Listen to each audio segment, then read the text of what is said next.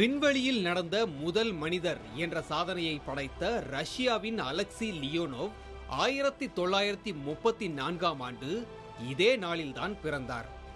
விண்வெளிக்கு மனிதனை அனுப்பிய முதல் நாடான சோவியத் யூனியன் தான் இந்த சாதனையையும் செய்தது.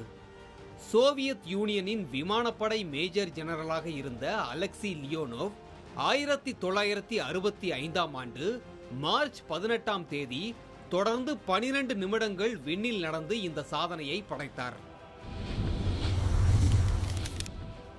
1971ஆம் ஆண்டு வங்கதேச போரின் போது வங்கதேசத்தின் தந்தை முஜிபுர் ரஹ்மானுடன் இணைந்து பங்காற்றியவர் ஜியாவுர் ரஹ்மான்.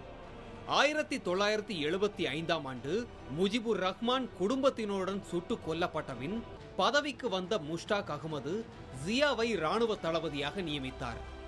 பின்னர் ஏற்பட்ட பல்வேறு ராணுவ புரட்சி மற்றும் ஆட்சி மாற்றங்களுக்கு பிறகு 1977ஆம் ஆண்டு வங்கதேசத்தின் 7வது குடியரசுத் தலைவரானார் ஜியாவுர் ரஹ்மான்.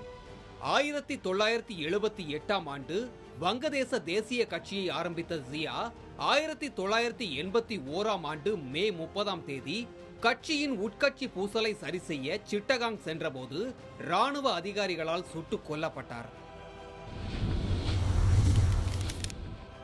1947ஆம் ஆண்டு இந்தியா சுதந்திரம் அடைந்த போது 565 சமஸ்தானங்களாக பிரிந்திருந்தன. அவை ஒவ்வொன்றாக இந்தியாவுடன் இணைந்தன. ஆனால் போர்ச்சுகல் நாட்டின் கட்டுப்பாட்டின் கீழிருந்த கோவா இந்தியாவுடன் இணைய மறுத்தது. இதனையடுத்து 1961ஆம் ஆண்டு ஆபரேஷன் விஜய் மூலம் கோவா இந்தியாவுடன் இணைக்கப்பட்டது. அன்று முதல் மத்திய அரசின் ஆட்சிக்கு உட்பட்ட யூனியன் பிரதேசமாக இருந்து வந்த கோவா 1987ஆம் ஆண்டு இதே நாளில்தான் தனி மாநிலமாக உருவானது.